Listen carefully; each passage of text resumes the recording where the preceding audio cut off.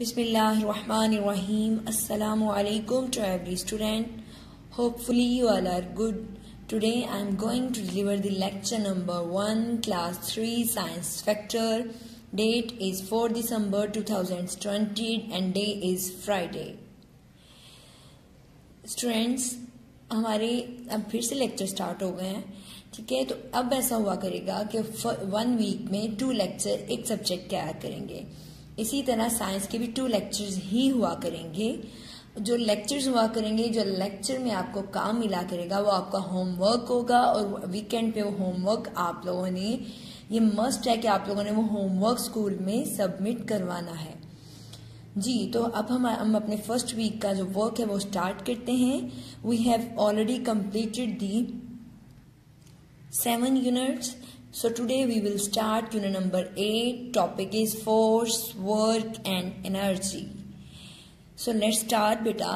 Force के बारे में हम पहले से जानते हैं कि फोर्स क्या होती है, लेकिन आज के लेक्चर में हम देखेंगे फोर्स, वर्क एंड एनर्जी. ये 3 थिंग्स देखेंगे. सबसे पहले यूनिट नंबर 8 लेसन नंबर 2 है और लेसन नंबर 3 है. सबसे पहले हम फोर्स देखते हैं.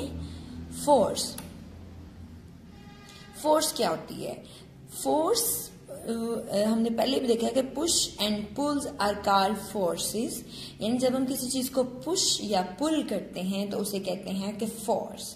यानी किसी भी चीज को हमने मूव करना है तो मूव करने के लिए हमें उसके ऊपर, उस चीज के ऊपर फोर्स लगानी पड़ेगी. ठीक है, जब हम फोर्स लगाएंगे तो वो चीज मूव करेगी. जब हम for example this is book. ठीक है, हम चाहते हैं कि बुक आगे को मूव करें. हम इसे क्या करेंगे? पुश करेंगे. पुश करेंगे तो हमारी फोर्स लगेगी. फोर्स लग रही है ये हमारी. ठीक है, जब हमारे हैंड से फोर्स लग रही है तो फोर्स लगने की वजह से इसे मैं पुश कर रही हूं. पुश करने की वजह से इसे ये आगे को मूव कर रही है फॉरवर्ड. अब मैं इसे पुल करूंगी तो भी मेरी फोर्स लग रही है. अगर मैं इसे पिक करूंगी, उठाऊंगी तो भी मेरी फोर्स लगेगी.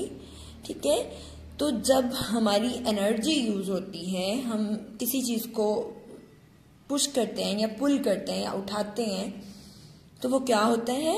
उसे कहते हैं फोर्स. क्या कहते हैं? फोर्स. इसके अलावा एक ट्राई कार होती है. ट्राई कार को भी हम इसी तरह करते हैं कि जब हम उसे आगे को पुश करते हैं, जैसे ही हम कार को नेक्स्ट मूव करेंगे तो मतलब हमने उसे पुश किया, उस पर हमारी फोर्स लगी. इसी तरह कार को अगर हम बैक की तरफ पुल करेंगे तो मतलब उस पर भी हमारी फोर्स लगी. तो आई होप कि आपको समझ आ चुकी होगी कि फोर्स क्या होती है. और फोर्स से क्या होता है कि जिस ऑब्जेक्ट पे हम फोर्स लगा रहे हैं वो ऑब्जेक्ट मूवमेंट करता है. क्या करता है? मूवमेंट करता है. सो नेक्स्ट आते हैं हम वर्क की तरफ. वर्क क्या होती है? वर्क में बेटा आपने देखा होगा कि हम स्कूल आते हैं, स्टडीज करते हैं. हमारे पेरेंट्स जैसे मामा जो होती हैं वो घर में रह के डिशेज वॉश करती हैं, क्लॉथ वॉश करती हैं और भी बहुत तरह के काम करती हैं. इसी तरह आपके बाबा या अगर टीचर हैं तो स्कूल जाएंगे, टीच करेंगे, कॉलेज जाएंगे, टीच करेंगे. अगर वो सिविल इंजीनियर है तो वो जाएंगे और बिल्डिंग्स बनाएंगे. ठीक है, लेकिन वो वर्क करते हैं. क्या करते हैं? वर्क करते हैं इन आवर सेंसेस. ठीक है, जो हम समझते हैं कि वर्क क्या है. लेकिन बेटा साइंस का जो कॉन्सेप्ट है वर्क का, इससे हट के थोड़ा सा. ठीक है, साइंस में वर्क क्या होता है? फॉर एग्जाम्पल आप कंप्यूटर के सामने बैठे हैं, कुछ नहीं कर रहे, कुछ भी नहीं कर रहे. ठीक है, तो इसका मतलब क्या है कि आप वर्क कर रहे हैं? नहीं, आप बिल्कुल भी वर्क नहीं कर रहे. आप वर्क कब करते हैं? मतलब वर्क कब होता है? आप कंप्यूटर के सामने बैठते हैं, आप स्विच ऑन करते हैं. स्विच ऑन किया मतलब ऑब्जेक्ट ने मूव किया, आपके फिंगर्स ने मूव किया. ठीक है, आपके फिंगर्स के साथ बटन के ऊपर फोर्स लगी. जैसे ही फोर्स लगी कंप्यूटर को इलेक्ट्रिकल एनर्जी मिली. इलेक्ट्रिकल एनर्जी मिली तो कंप्यूटर ऑन हो गया. अब आप कंप्यूटर के सामने बैठ गए हैं, आपने कुछ करना है. ठीक है, आप क्या करते हैं? आपके सामने कीबोर्ड है. ठीक है, आपके सामने वर्ड MS वर्ड ओपन है, आपने उसके ऊपर कुछ भी टाइप नहीं किया. ठीक है, तो अब आपने उसके ऊपर कुछ करना है, टाइप करना है, आपने कुछ करना है. तो आप क्या करेंगे? आपके सामने फॉर एग्जांपल आपने A टाइप करना है. अब की जो होती है ए वाली, उसके ऊपर उसे प्रेस करेंगे अपने फिंगर टिप से।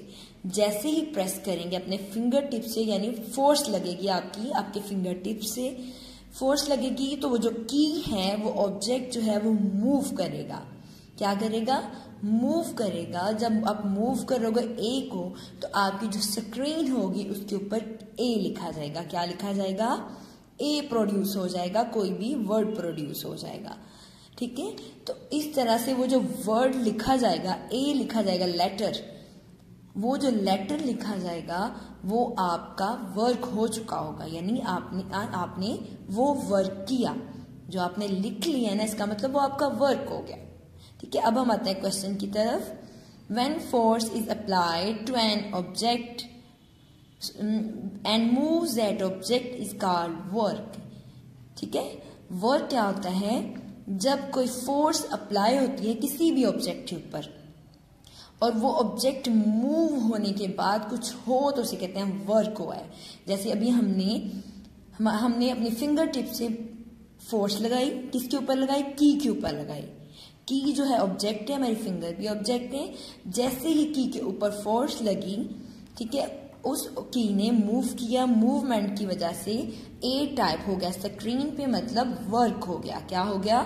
वर्क हो गया। ठीक है, अब हम आते हैं व्हाट इज एनर्जी। एनर्जी की तरफ आते हैं। What is energy? Force that is used to do work और make something change is called energy. यानी वो फोर्स एनर्जी क्या होती है? ठीक है, जब आप फोर्स लगाते हैं तो आपके अंदर पावर होनी चाहिए फोर्स लगाने के लिए। अगर पावर नहीं होगी तो अगर पावर नहीं होगी तो आप फोर्स नहीं लगा सकेंगे। उसके लिए हमें एनर्जी की जरूरत होती है। और एनर्जी कहाँ से आती है? जब हम खाना खाते हैं तो हमारे अंदर एनर्जी आती है। क्या आती है? एनर्जी आती है। फॉर एग्जाम्पल, अगर हम खाना खाएंगे तो ही हमारे अंदर एनर्जी आएगी। एनर्जी आएगी तो हम फोर्स लगाएंगे। जब फोर्स लगेगी तो कुछ वर्क होगा। जैसे हमने कीज के ऊपर फोर्स लगाई, तो फोर्स लगने की वजह से मूवमेंट हुई तो चेंज क्या आया था कि जो कंप्यूटर की स्क्रीन है उसके ऊपर ए लिखा गया था। इसी तरह एनर्जी की कुछ टाइप्स होती हैं, electrical, chemical, heat and gravitational energy होती हैं। और इसी तरह अगर हम एक और एग्जांपल ले लें कार की, तो क्या होता है कि कार में भी एनर्जी होगी तो कार मूवमेंट करेगी, कार में एनर्जी नहीं होगी तो कार मूवमेंट नहीं करेगी।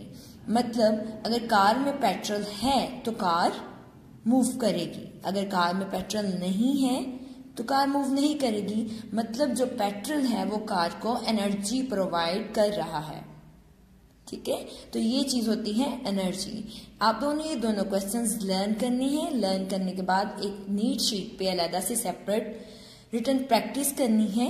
यानी आप लोगों ने लर्न करने के बाद उन्हें लिखना है, और लिखने के बाद आपने क्या करना है कि वो वर्क आप लोगों ने अपने स्कूल में वीकेंड पे सबमिट करवाना है। उस शीट के ऊपर आपका नेम, डेट, सब्जेक्ट सब कुछ लिखा होना चाहिए। आज के लिए इतना ही। अल्लाह हाफिज।